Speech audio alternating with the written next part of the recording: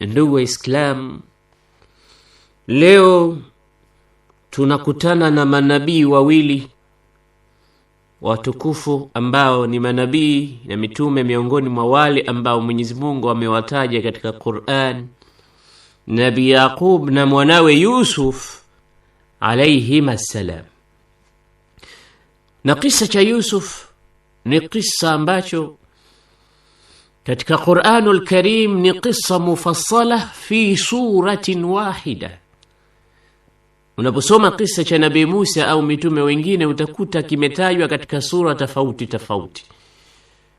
Kisa cha Musa kimetajwa katika sehemu 73 maudhi, takriban zaidi ya sehemu 73 kimetajwa, huku kidogo kule kidogo hivi kidogo.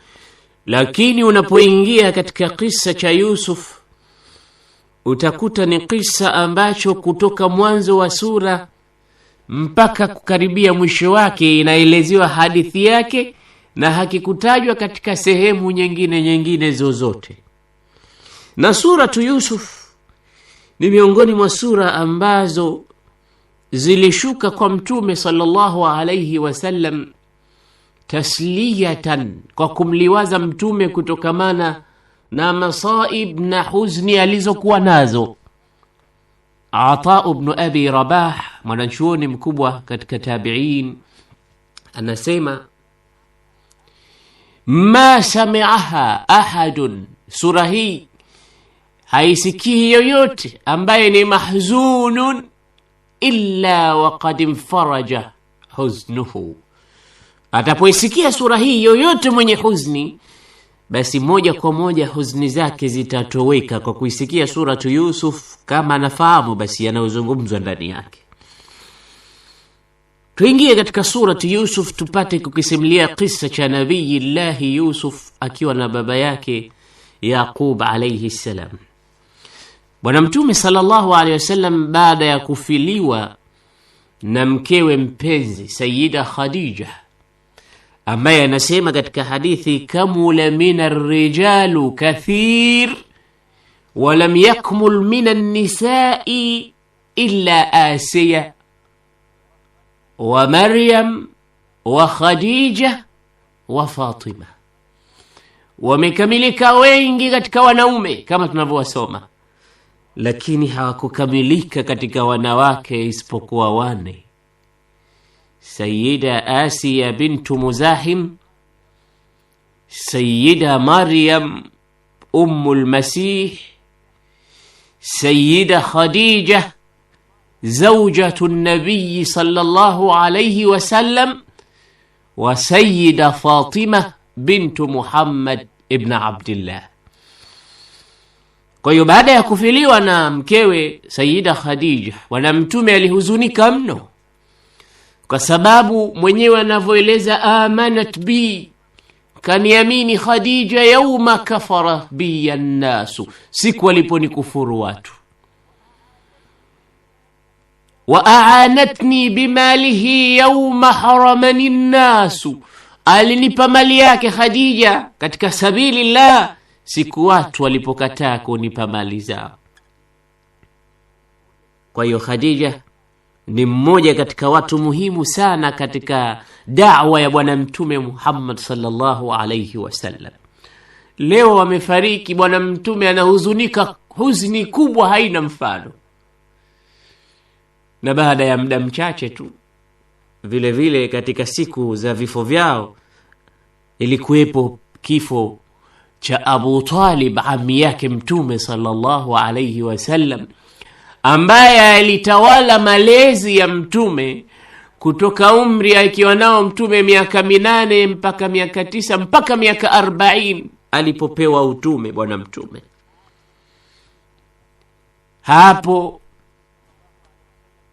Bwana Mtume sallallahu alayhi wasallam kwa kifo chake vile vile Abu Talib aliyetawala maisha yake kwa muda mrefu sana, kutoka utoto wake baada ya kufa babu yake mpaka baada ya kupewa utume, naye vile vile anakufa katika mwaka huo ndio ulioitwa mwaka wa huzni, amul huzni, kwa Bwana Mtume, kwa kuondokewa na watu wawili hawa, Khadija na Abu Talib. Mwenyewe anasema ma adhatni Quraishun illa ba'da mauti Abi Talib.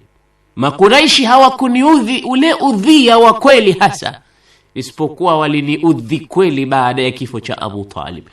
Hapo ndipo paliposhuka sura hizi au sura hii. Yusuf anaelezwa bwana mtume, tizama matatizo waliyopata wenzako huko, alafu ukompea na matatizo yako. Bwana mtume akafarijika kabisa kwa sura hizi kushuka. Alif Lam Ra, tilka ayatul kitabil mubin. Mwenyezi Mungu anasema baada a'udhu billahi minash shaitani rajim, bismillahir rahmanir rahim, Alif Lam Ra, tilka, hizo, ayatul kitabil mubin, ni ayat za kitabu kilicho wazi kabisa. Aya ziko wazi, alama zote kwamba Mungu yupo ziko wazi, na nususi tunazozileta kwenu ziko wazi. Inna anzalnahu Qur'anan Arabiyan la'allakum taqilun, sisi tumeteremsha Qur'ani kwa lugha ya Kiarabu la'alla nyie mtafahamu maneno haya. Nahnu naqussu alayka, sisi tunakusimulia wewe Muhammad ahsana alqasas, visa bora, visa vizuri mno, visa vilivyokuwa na ibra kweli kweli ndani yake. Bima auhaina ilaika hadha alquran wa in kunta min qablihi la min alghafilin. Hukuwa unayajua haya yote, lakini umeyajua we Muhammad baada ya kusimliwa na sisi. Bwana mtume lam yadhhab ila almadrasa walam yajlis amama ustadhin, lakini walikuwa kimuuliza kuhusu mambo yalopita, unakuta mtume yasilu kalwadi, anazungumza kama mfano wa maji yanavyoenea katika jangwa, anakuwa mausuun fil ilm.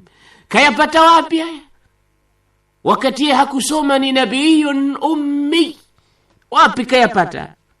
Au haina ilaik, tumekupa wahi, tumekufungulia mambo haya yote.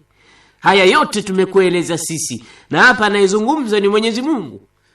Inna Allaha yatakallamu bidhamiri al-'azama, anaposema inna, kwa kujitukuza yeye mwenyewe kwa dhamiri ya utukufu, akiwa na maana kwamba yeye pekee, hakuna mola isipokuwa yeye pekee. Anasema idh qala yusufu li abihi, kumbuka aliposema Yusuf kumwambia baba yake Yaqub, ya abati, ewe baba mpenzi, inni raaitu 11 kawkaban, hakika mimi nimeota usiku nyota 11, washamsa walqamar, na nimeota jua na mwezi, raaituhum li sajidin, vyote hivi nimeviona vinanisujudia mimi Yusuf. Baba akashtuka. Yaqub alikuwa na watoto 12, 11 ambao wametajwa hapa.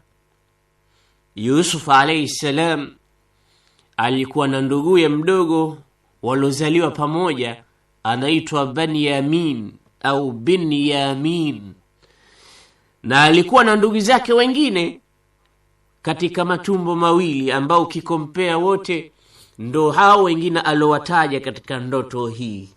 Anasema kumwambia baba yake, mimi nimeota, raaitu au inni ara, raaitu ru'ya, nimeota ndoto, raaitu ru'yatan, nimeona, sio kwenye ndoto. Yaqub alikuwa kimpenda sana Yusuf mbali na hawa wengine watoto wake. Na Bwana mtume alivyotuhusia sisi katika kupenda, tuwe vile vile tunapenda. Huwezi kufanya uadilifu katika kupenda, lakini hata watoto wako unaowapenda, hata kama unampenda mmoja zaidi kuliko wengine, basi usiwaoneshe wale wenzake kwamba mie nampenda huyu sana kuliko nyie. Inawezekana ikawa unampenda mwingine kwa sababu ya vitu tofauti tofauti alivyokuwa navyo, kwa sababu nduguze hawana, lakini usije ukawaonesha mbele yao kwamba nyie si chochote mbele ya huyu, mapenzi yangu yote mie kwa huyu.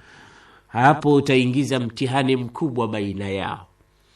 Aliulizwa mmoja katika watu wema, watoto wako nani unayempenda zaidi kuliko mwingine? Akasema, saghiruhum hatta yakbur, katika watoto wangu nayempenda zaidi ni yule alokuwa mdogo zaidi kuliko wote mpaka atakapokuwa mkubwa.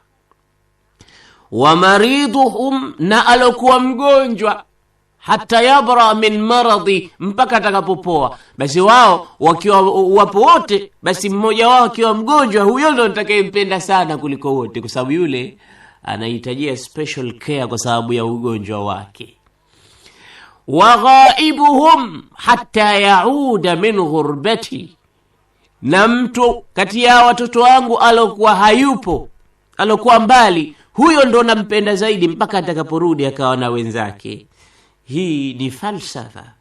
Alokuwa mgonjwa, alokuwa mdogo, au alokuwa hayupo, yuko mbali, mpaka atakapokuwa na wenzake. Hii ni mafunzo mazuri katika kupenda, katika uadilifu wa kuwapenda watoto.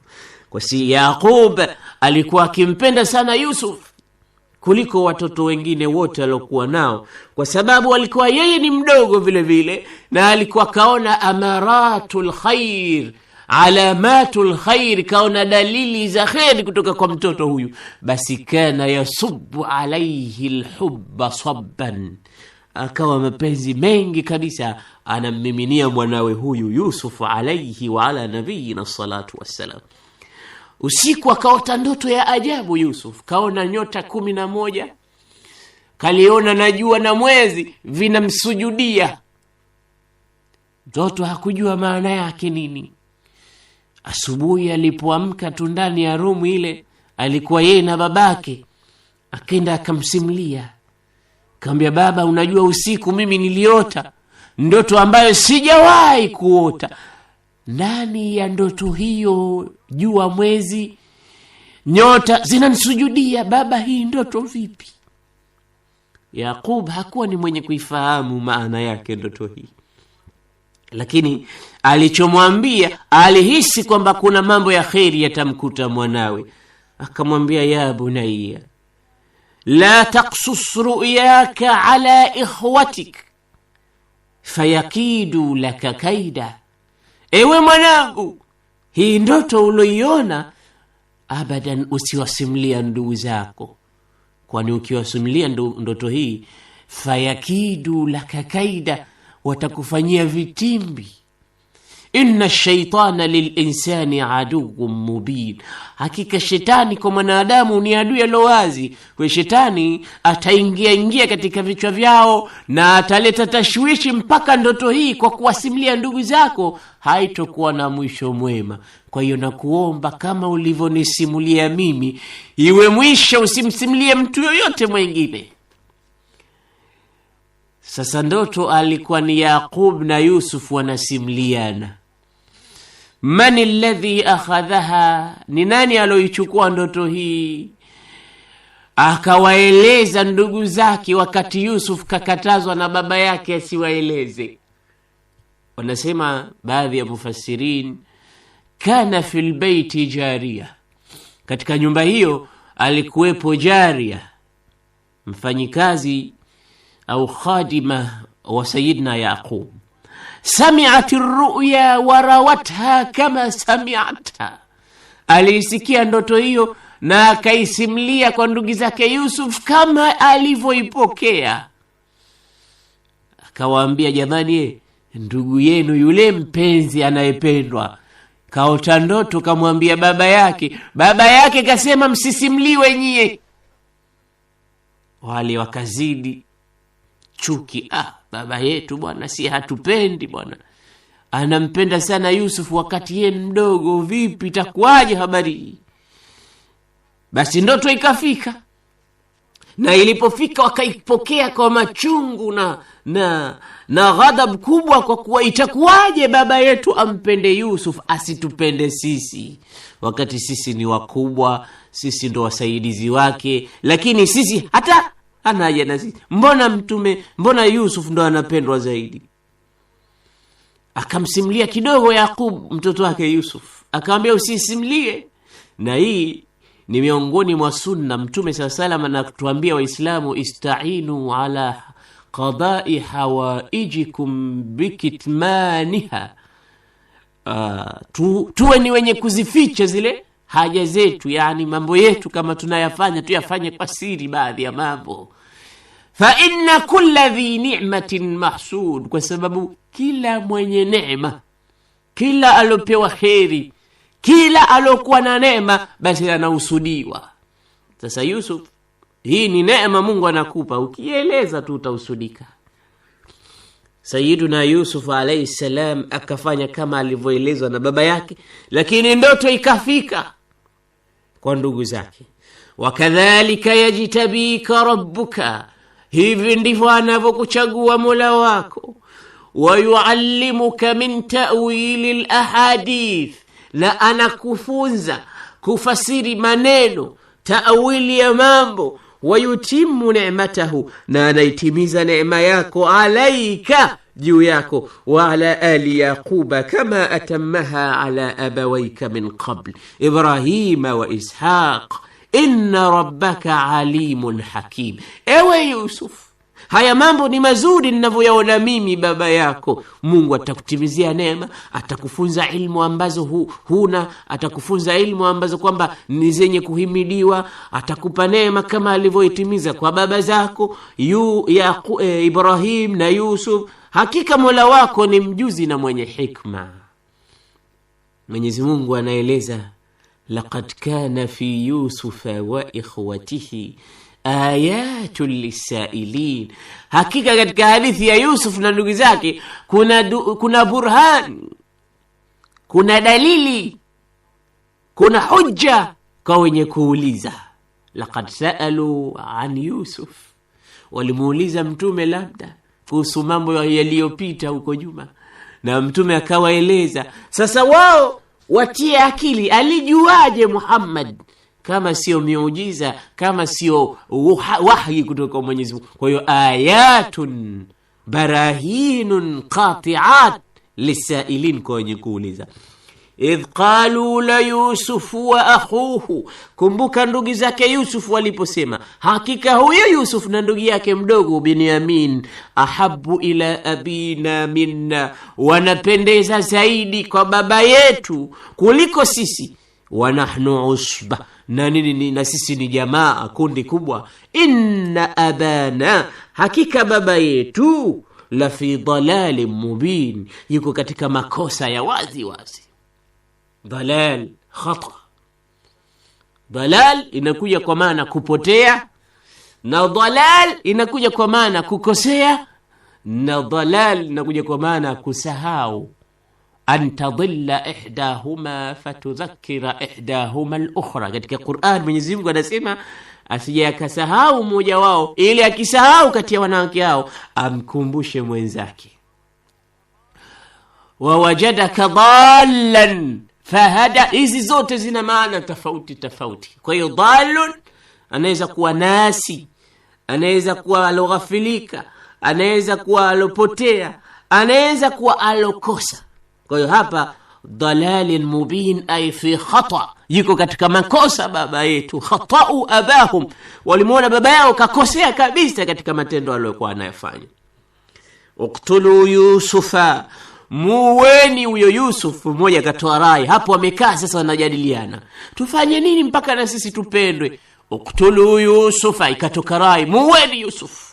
Au tarahuhu ardan yakhlu lakum wajhu abikum watakunu min ba'dihi qauman salihin. Muweni Yusuf, au mtupeni katika kisima, katika ardhi ambayo kwamba ni ardhi hataonekana tena, na mtafanya hivyo yakhlu lakum wajhu abikum, baba yenu atakuwa hana wa kuwa naye katika mapenzi isipokuwa nyie.